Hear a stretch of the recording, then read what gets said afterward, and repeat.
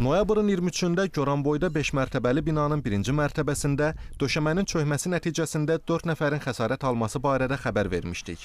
Artıq əraziyə baxış keçirildikdən sonra aidiyyatı qurumlar tərəfindən 60 mənzildən ibarət olan binanın sökülməsinə qərar verilib.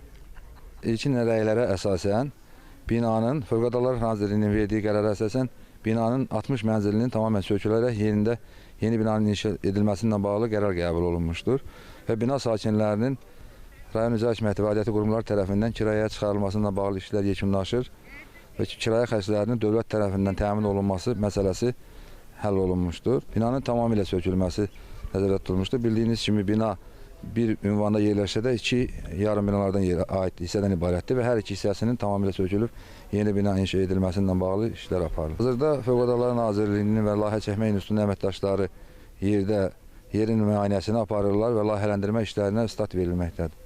Qeyd edək ki, qəza baş verən bina 1988-ci ildə inşa edilib və 1992-ci ildə istifadəyə verilib.